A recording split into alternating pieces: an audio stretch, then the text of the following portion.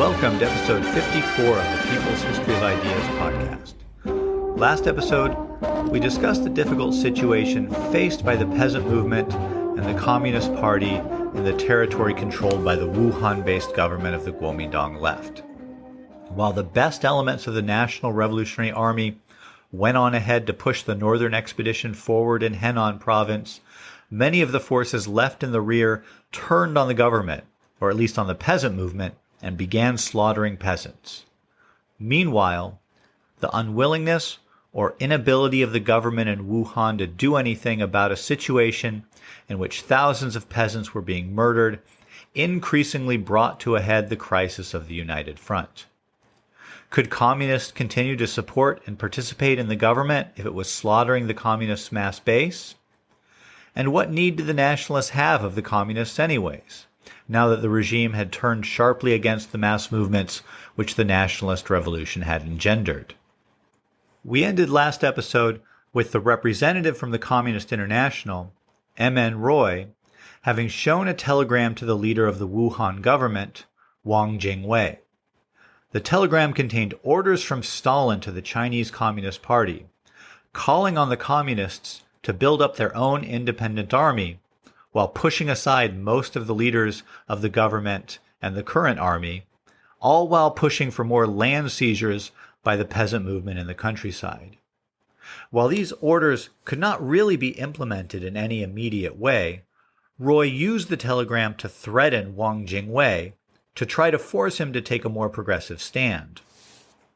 Roy showed the telegram to Wang on June 5th, and on June 6th, Wang and many other members of the government were set to travel up to Henan for a major conference with their allies in the north. The National Revolutionary Army had just succeeded in driving out the warlord forces from Henan, and in doing so, they made a juncture with some other warlord forces that the Guomindang left was allied with, and which had been driving into Henan from the west. So I guess it wasn't so much that the warlord forces were all driven out of Henan, but rather the warlord forces who opposed the nationalists had been driven out, and some other warlord forces who were allied with the nationalists had come from the west and now joined up with the National Revolutionary Army in Henan. I've avoided giving a lot of specifics about the different warlord factions in past podcast episodes because I think that unless you really dig deep into it, they can be pretty confusing. That's especially the case for a podcast focused on ideas, because while the various warlords did have their political agendas, these were usually vague and shifting, and really, they were all pretty much out for themselves more than they were committed to any particular set of ideas. That being so, some were more inclined toward nationalist politics and reform than others were, and that was particularly the case for this guy who came in from the west, who was named Feng Yuxiang. We've mentioned Feng's forces a few times previously, but without naming him. In past episodes, you might remember I've talked about some warlord forces along the western Chinese border with Russia that were allied with and backed by the Soviet Union, including receiving money and arms and military advisors. Well, that was Feng Yuxiang, along with some other warlords that formed an alliance with him. Despite his alliance with the Soviet Union and his nationalist proclivities, Feng was known as the Christian general, and he was known for baptizing his troops with a fire hose. Now, during some of the reading I did for this episode, I found that some scholars believe that the claims that he baptized his troops with a fire hose are apocryphal, but I've seen documentary footage that purported to be of him dousing his troops with what looked like a very powerful fire hose. In any case, whether this was common practice or not in his army, he took baptism pretty seriously and wanted his troops to convert to Christianity and get baptized. Anyways, he was a pretty colorful character. So, on June 6th, the day after Roy had shown Wang the telegram from Stalin, Wang Jingwei and a bunch of other Guomindang left leaders got on a train to go up to Zhengzhou, the capital of Henan province, for a conference with Feng and his people. Roy had very obligingly given a copy of the telegram to Wang so that he could show it to everyone during the conference, and they could decide what to do about it. And there was a clear consensus among these nationalist leaders and Feng Yuxiang that the communists had to go. It was only a question of when and how, and if somehow Soviet aid could be preserved in some form. When Wang Jingwei and the other members of the Wuhan government's political council returned to Wuhan in the middle of June, political tensions between communists and nationalists began to escalate. A Soviet translator who wrote a memoir of her time in China describes her experiences at the time. And I'll read some passages from it here because I think she captures a sense of the escalating deterioration of the United Front there.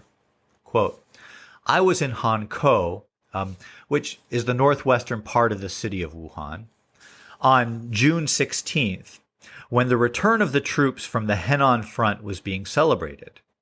The Hubei Trade Union Council wanted to greet the generals with a general strike as a mark of protest against the unresolved conflicts with Changsha. But nothing came of this. The strike turned headlong into a welcoming demonstration. Still, it proceeded under the slogan of struggle against the counter-revolutionaries in Hunan. This provoked the indignation of the leading members of the Guomindang Central Executive Committee. They declared that the slogan was put forth by the communists, not by the masses.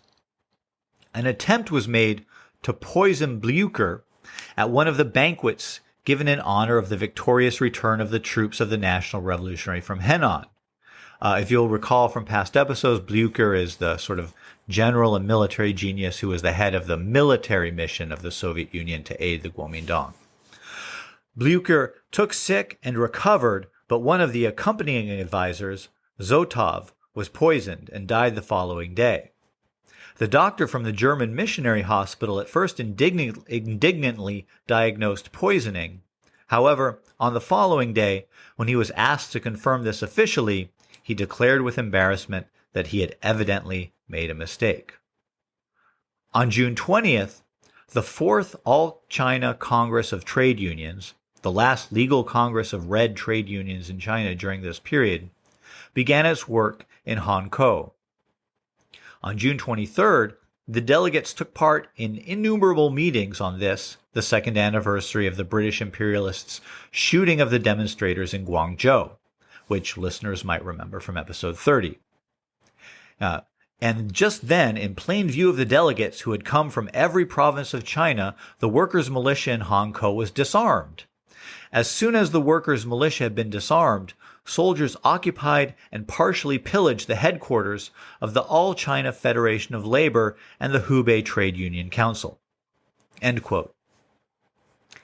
And as this situation in Wuhan was deteriorating, Feng Yuxiang held a meeting with Chiang Kai-shek, in which he now recognized the Guomindang rights government in Nanjing and undertook to mediate a reconciliation between the left and right wings of the Guomindang, with the understanding that this would mean a purge of the communists in Wuhan. On June 21st, Feng Yuxiang sent a telegram to the Wuhan government, which he made public by also giving it to the press, in which he recalled that at Zhengzhou they had talked about the radicals who had wormed their way into the party and oppressed merchants, factory owners, gentry, landowners, and soldiers, and who refused to obey orders. Feng demanded that Mikhail Borodin should be sent back to Russia, something that Chiang Kai-shek had been demanding since February, and that the members of the Wuhan government join into the nationalist government at Nanjing, with those who wished to go abroad for arrest being allowed to do so, which was a euphemistic way of talking about those Wuhan leaders who couldn't agree to subordinate themselves to Chiang Kai-shek because of the high levels of personal animosity with him, such as Wang Jingwei. Now the pace at which the United Front fell apart began to speed up. On June 26th, Tang Shengzhe's report from Hunan blaming the disorders there on the peasants and not on his subordinate generals arrived. We discussed the events in Hunan last episode, including Tang's inspection trip, which resulted in this report, so I won't repeat that here. This report was published on June 29th, and on that same day, another important general, Jian, issued a proclamation demanding that the Guomindang expel the communists and said that he would arrest any communist troops in his ranks. To deal with the accelerating crisis, the Communist Politburo met on June 30th in Borodin's home and called a central committee meeting to be held the next day. At this July 1st meeting, the Communist Party adopted a series of resolutions which marked the furthest that the party would go in order to try to preserve the United Front. The meeting decided that the worker and peasant movements should take their orders from the Guomindang as long as the Guomindang was willing to protect their organizations. All remaining armed militias of the workers and peasants should either disarm or be folded into the National Revolutionary Army, and communists working in the government should ask for a leave of absence from the Communist Party in order to avoid the appearance of having conflicting loyalties. In mid-July, the break finally came. On July 12th, the finance minister of the Wuhan government, TV Soong, who had been in Shanghai for the past few months, suddenly returned to Wuhan bearing messages from the Nanjing faction. Meanwhile, Chiang Kai-shek began maneuvering his troops for an assault on Jiangsu province. The message was clear. It was time to either come to reconcile the factions or to have a civil war. And it was pretty clear that if it came to war, Chiang Kai-shek would win, given the difficulty that the Wuhan government had been having in exercising control over its generals and the serious losses that its forces had suffered during the conquest of Henan province. After a series of meetings dominated by the more conservative members of the Wuhan government, 2 resolutions were adopted on July 14th. The first was to send a high-level representative to Moscow to see if it would be possible to continue receiving Soviet aid under new conditions in which the communists did not play a significant role within the Guomindang. The second resolution was to find a method to manage communists within the Guomindang so as to avoid conflicts, which was code for weakening communist influence. At this point, on July 14th, it seems that the intention of Wang Jingwei and the other leaders of the Guomindang left was to find a way to peacefully end the United Front without a massive violent purge as had happened in Shanghai and other areas controlled by Chiang Kai-shek. However, that same day, in another illustration of the Wuhan government's lack of control over its own troops, Jian began a rampage through the streets of Wuhan to arrest communists, including the 2 communist members of the Guomindang Central Committee. As a result, leading communists all went into hiding. Right at this same time, the Comintern had taken action to reverse the capitulationist direction that the Chinese communists had been pursuing.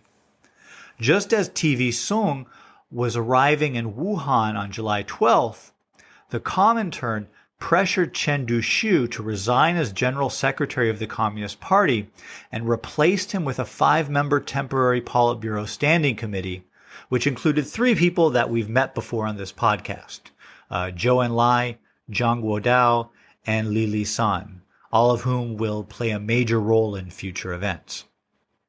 The Comintern had denounced the communists for opportunistic mistakes, and to what degree the Comintern itself shared that blame, you can judge for yourself if you've been listening to this podcast for more than a couple episodes.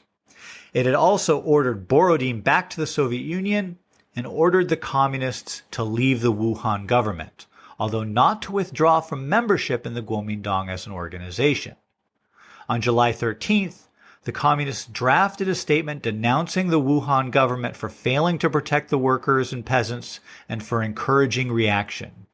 The statement also announced that the 2 communist members of the Guomindang Central Executive Committee had resigned their positions.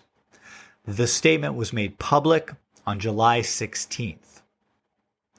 In response to this denunciation, the Guomindang abandoned the go-slow plan it had just adopted for extricating itself from its cooperation with the communists and demanded that all dual members choose either the Guomindang or the Communist Party, but that they could no longer be a member of both. They also published the details of Stalin's telegram. From there, a mutually escalating propaganda campaign ensued between the communists and the Guomindang in Wuhan. Martial law was declared, union buildings and other communist strongholds were seized, and militants who days earlier had been operating openly were now arrested and executed. Well-known communists either went underground or fled to northern Jiangsu province to join up with a section of the National Revolutionary Army that had a large concentration of communists in its officer corps, and which would soon stage a mutiny called the Nanchang Uprising, which we'll talk about in more detail in an upcoming episode. While the leaders of the Guomindang left have cut a pretty sorry figure in this story, it's worth mentioning that there were a handful of leaders of the Guomindang left who did not go along with the purge of the communists.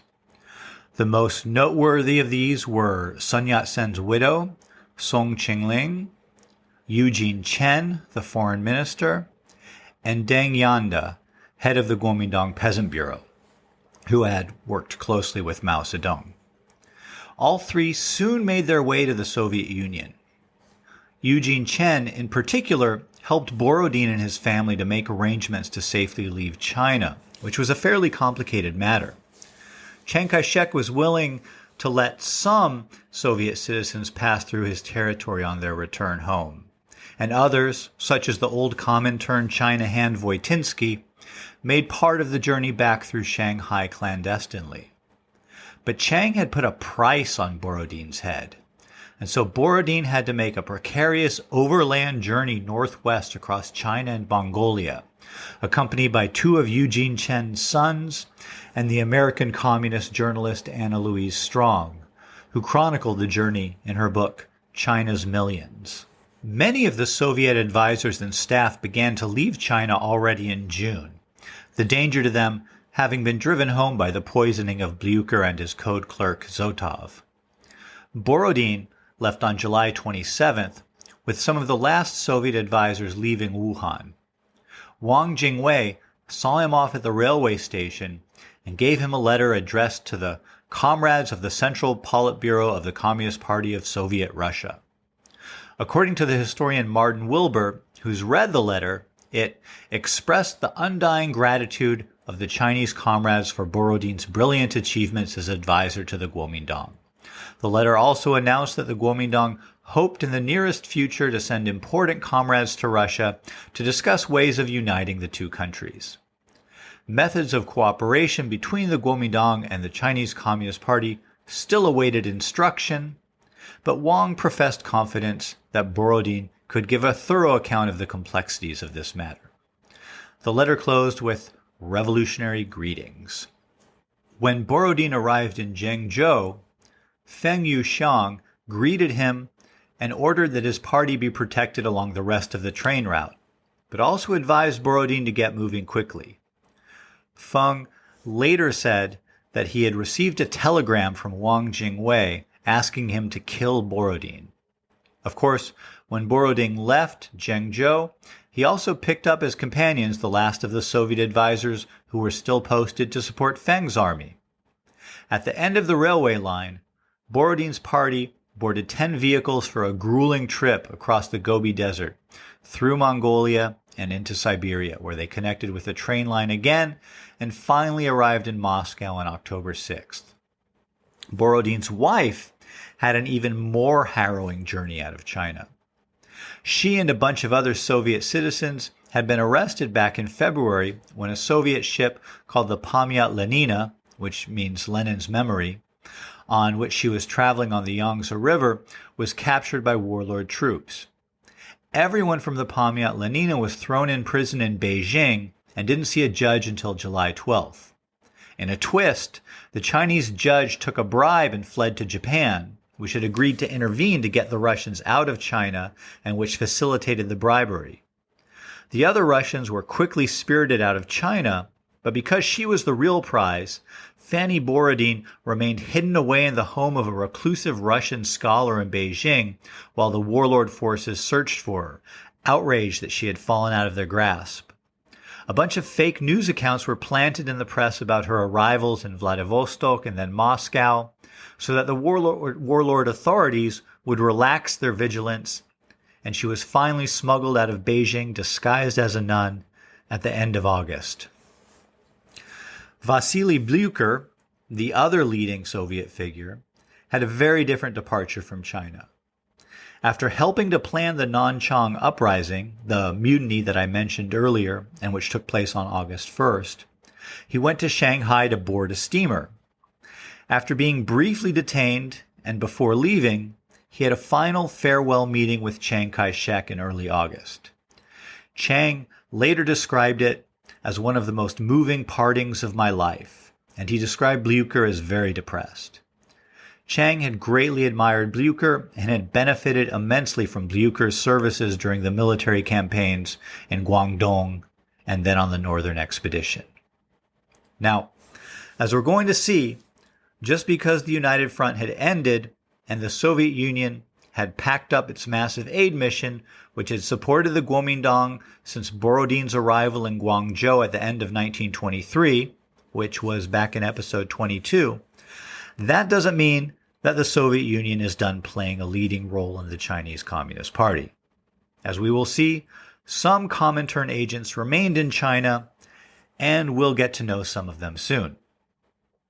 All right, that's it for now. I want to thank everyone for their reviews and ratings. Ratings and reviews do help people to find the podcast, so if you enjoyed the episode or learned something, please do consider leaving a rating or review.